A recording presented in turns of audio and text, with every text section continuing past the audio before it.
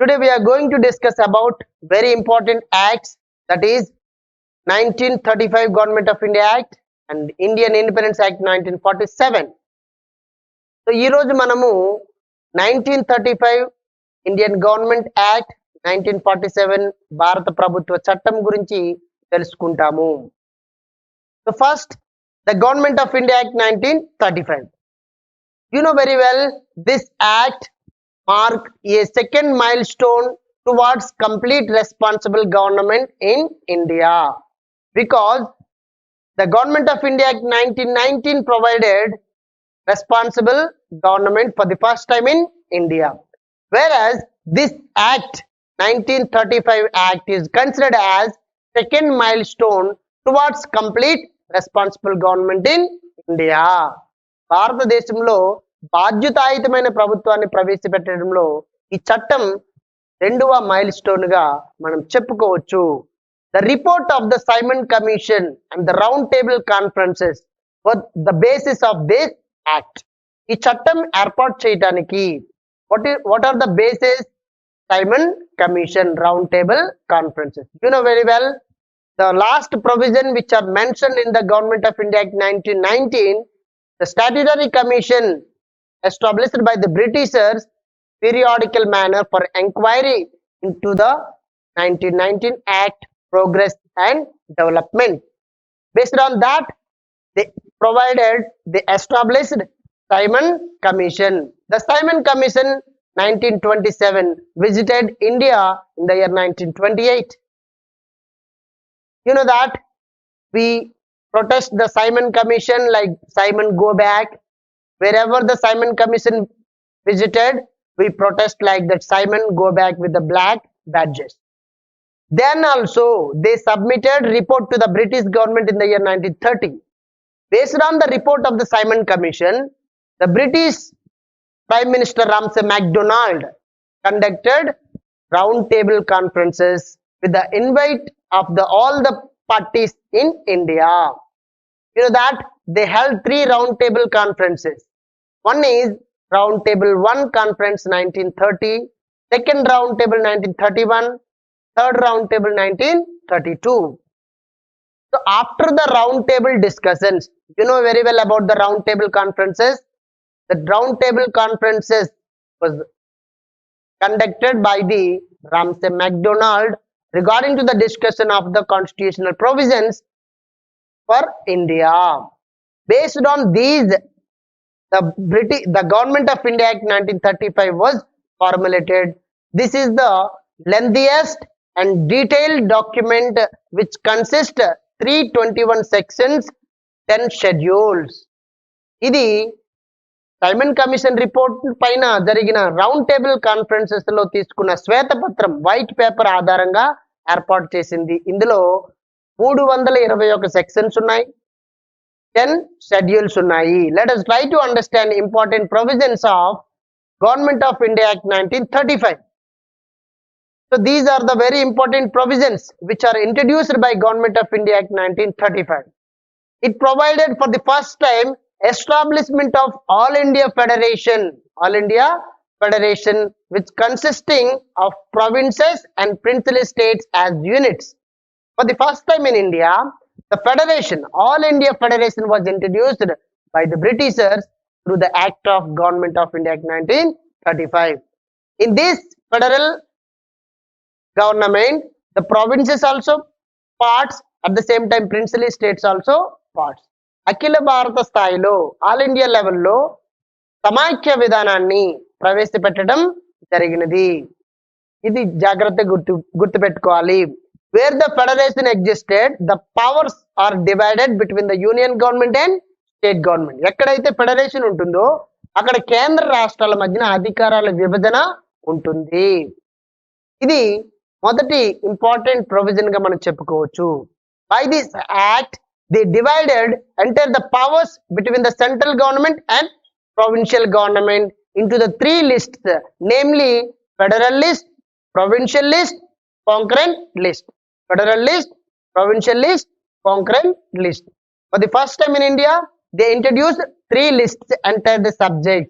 That was federal list, provincial list and concurrent list అంటే సమాఖ్య జాబితా, ఫెడరల్ జాబితా, రాష్ట్ర జాబితా, ప్రొవిన్షియల్ జాబితా, ఉమ్మడి జాబితా.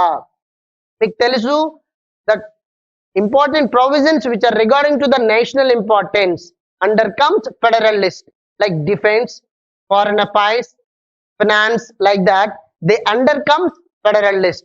Provincial list, they are consist like local self government, health, and also police, like that. And concurrent list, which both are national important subjects and regional important subjects, which are consist under concurrent list. ఇది కేంద్ర స్థాయిలో ఉన్న అధికారాలని విభజించడం, ఈ విధంగా విభజించడం జరిగినది. At the same time this act abolished diarchy system at provincial level and also this was introduced at central level. ద్వంద్వ ప్రభుత్వ విధానాన్ని చట్టం ద్వారా కేంద్ర స్థాయిలో ప్రవేశపెట్టారు, రాష్ట్ర స్థాయిలో రద్దు చేశారు. అంటే రాష్ట్ర స్థాయిలో ఉన్న ద్వంద్వ ప్రభుత్వ విధానాన్ని రద్దు చేసి కేంద్ర స్థాయిలో ప్రవేశపెట్టడం జరిగింది. Because of for providing provincial autonomy to the provinces, రాష్ట్రాలకి అధికారాలు ఇవ్వడం కోసం అనేది రాష్ట్ర స్థాయిలో ఉన్న ద్వంద్వ ప్రభుత్వాన్ని రద్దు చేసి రాష్ట్ర స్థాయిలో ఉన్న అన్ని అంశాలని భారతీయులకే ఇవ్వటం జరిగింది. అంటే రిజర్వ్డ్ సబ్జెక్ట్స్, ట్రాన్స్ఫర్ సబ్జెక్ట్స్ మొత్తం కూడా భారతీయులకు ఇచ్చేశారు రాష్ట్ర స్థాయిలో. Where this same introduced at central level, ఇదే కేంద్ర స్థాయిలో ప్రవేశపెట్టడం జరిగింది. And also this act introduced bicameralism at provincial level. So bicameralism firstly introduced by Government of India Act 1919 at central level, whereas by this act this introduced at provincial level. Out of the 11 they introduced in 6 provinces. మొత్తం 11 provinces లో 6 రాష్ట్రాల్లో దీన్ని అమలు చేయటం జరిగినది. And also it further extended the principle of communal representation to the SCs, scheduled caste, women and workers. Scheduled caste, women, workers. వీళ్ళకి ఈ ప్రత్యేకమైన నియోజకవర్గాలని కేటాయించటం జరిగినది గవర్నమెంట్ ఆఫ్ ఇండియా యాక్ట్ 1935 ద్వారా. ఇప్పుడు తర్వాత అంశాలకి చూసుకుంటే this act also extended the franchise. The Government of India Act 1935 extended franchise to the some of the Indians. That means about 10% of the total population got the right to vote by the Act of 1935. ఇది వరకు franchise అనేది ఎవరికి ఇచ్చారు? Tax ఉండేవాడికి, property ఉండేవాడికి, చదువు ఉండేవాడికి ఇచ్చారు. ఇప్పుడు అట్లా కాకుండా it was extended to the around 10% of the Indians. Okay, so this is also important change by the Act of 1935. And also this act increased the strength and powers of the elected members with enlarged membership both in central and provincial legislature. ఈ చట్టం ద్వారా ఏం చేశారంటే వాళ్ళ strength ని కేంద్ర స్థాయిలోని రాష్ట్ర స్థాయిలో ఉన్న శాసనసభల్లో they increase the strength and the powers of the legislative members, those who are elected members, ఎన్నికైన సభ్యులకి కేటాయించడం జరిగింది. At the same time this act provides veto powers. That was veto powers to the governors. Here governors were given special powers such as veto powers on the legislature. Veto powers means rejected power, the powers which are rejected by the governor. When the bill was formulated by the legislature, they sent to the final assent of the governor. At the time governor used the power of veto to reject the bill, to send back the bill. Okay, that is why అట్లాంటి first power, veto power, తిరస్కరించే అధికారం అనేది ఈ చట్టము governors కి ఇవ్వటం జరిగినది. Instead of that rejecting power they enjoyed the make their own legislature. Okay, they own their legislation. వాళ్ళ చట్టము చేసే అధికారం కూడా ఇచ్చింది ఈ చట్టము. And also it provided the secretary of state for India with the team of advisers. ఈ చట్టం ఏం చేసిందంటే సెక్రటరీ ఆఫ్ స్టేట్ అనే ఒక పోస్ట్ ని క్రియేట్ చేసి కొంతమంది సభ్యుల్ని అడ్వైజర్స్ గా అపాయింట్ చేయటం జరిగింది. And also it provided for the establishment of reserve bank of India in India. We know very well Reserve Bank, which was formulated by the Government of India Act 1935. For what purpose? To control the currency and credit for the India. భారతదేశంలో ఉన్న ఈ నగదు ఏదైతే ఉంటుందో దానికి సంబంధించిన తయారు చేయటం, ముద్రించడం దానికి సంబంధించింది కానీ, కంట్రోల్ చేయడానికి సంబంధించింది కానీ ఒక రిజర్వ్ బ్యాంక్ ఉండాలనే ఉద్దేశంతో మొట్టమొదటిసారిగా ఈ చట్టము చేయటం జరిగింది. And also it provided for the establishment of not only the Federal Public Service Commission but also the Provincial Public Service Commission. భారతదేశంలో మొట్టమొదటిసారిగా federal public service commission for the recruitment of central government employees. there was a Federal Public Service Commission. At the same time, at provincial level, for the recruitment of the state officers, they established State Public Service Commission, Provincial Public Service Commission for 2 or more provinces in India. భారతదేశంలో కేంద్ర స్థాయిలో ఉద్యోగుల్ని, రాష్ట్ర స్థాయిలో ఉద్యోగుల్ని భర్తీ చేయడానికి public service commission system అనేది ఈ చట్టం ద్వారా ప్రవేశపెట్టడం జరిగినది. At the same time, this act provided for the establishment of federal court, like that the present Supreme Court was previously called as Federal Court. That was firstly established in the year 1937 by the Act of 1935, Government of India Act. These are the important provisions of Government of India Act 1935.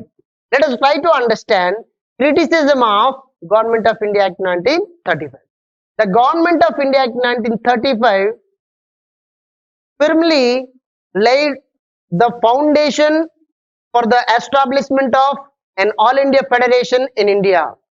At the same time, this act has made attempts to establish responsible governments in provincial level. This act also criticized for a number of limitations and drawbacks. ఈ చట్టం అనేది భారతదేశంలో all India federation ఏర్పాటు చేసింది.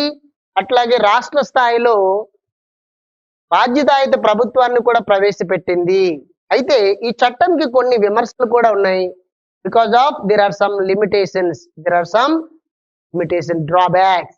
ఏంటవి అనేది ఒకసారి చూసుకుంటే, through this act the government of British increased the strength and powers of the legislature. So this was enjoyed only the 14% of the Indians were eligible to the vote. By the increasement of the strength and the powers, only the 14% of Indians enjoyed the such eligibility to vote on the bills. Okay, so ఏం చేశారంటే చట్టాల పైన చర్చించే అధికారం ఇచ్చారు కానీ 100% లో 14% Indians కే chance దొరికింది. ఇది ఒక విమర్శ. అట్లాగే major control was still under the Britishers because you know that dual government, the diarchy system. Because of the diarchy system, the important provisions vested with whom? Britishers. That's why the major control still under Britishers. This is also one drawback.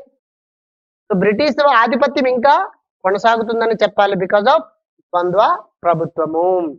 And also this act did not satisfy the aspirations of Indians regarding to what? Complete independence.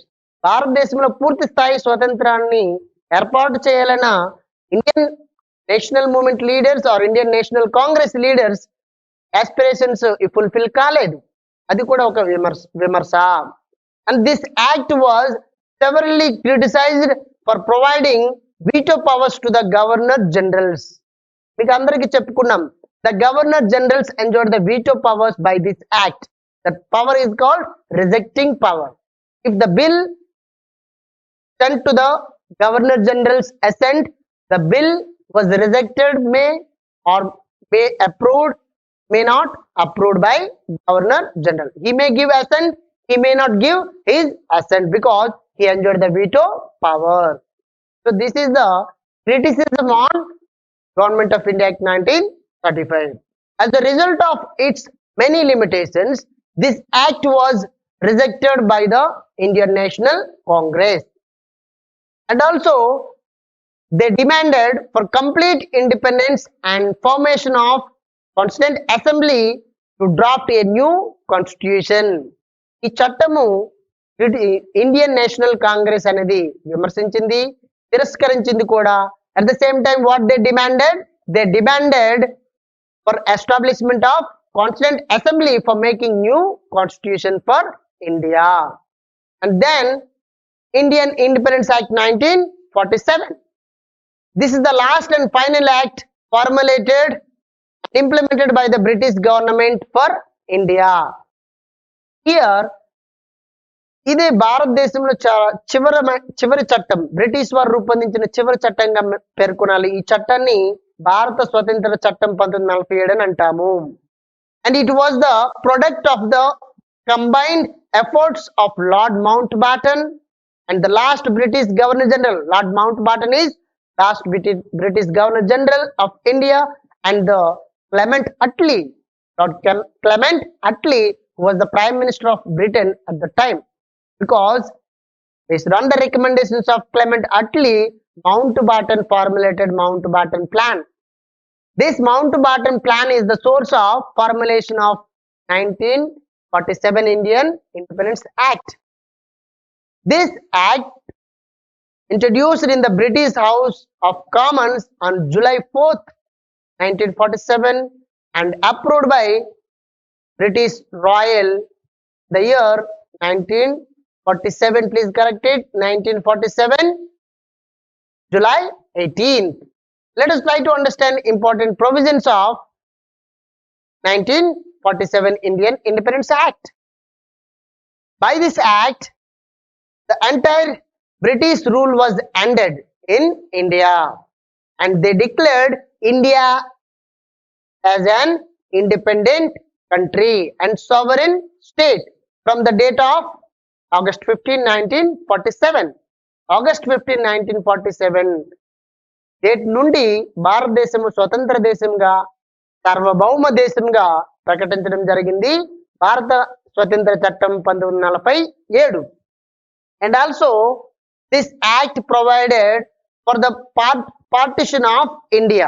Partition of India. This act divided India into two independent dominions, such as India and Pakistan.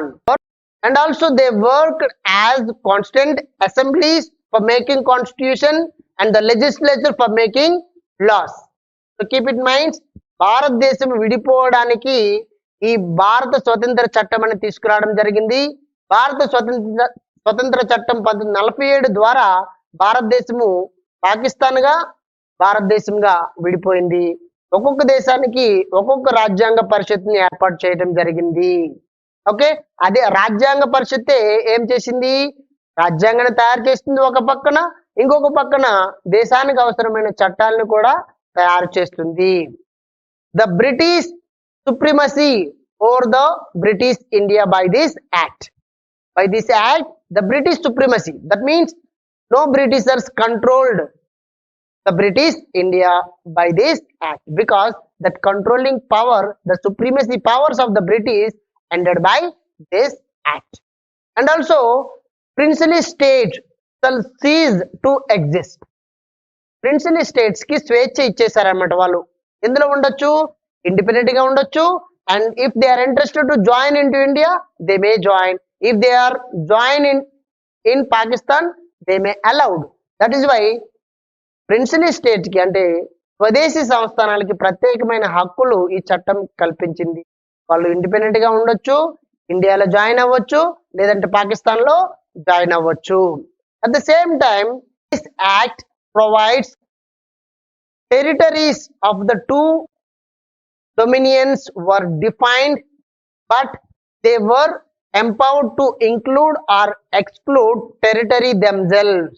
This is a very, very important, because the bifurcation of the India made by the Indian Independence Act 1947, whereas this act give the power to the two dominions, that was include the territory, exclude the territory. At the same time, by this act, you know very well, one committee was formulated for bifurcation of the boundaries between India and Pakistan. That was Radcliffe. Radcliffe made the boundary line between India and Pakistan. At the same time, this act provided for the governance of each of the dominions and the provinces by the government of India Act 1935. ఈ చట్టం ఏం చెప్పిందంటే 1935 act ని base చేసుకొని you have to govern your dominion.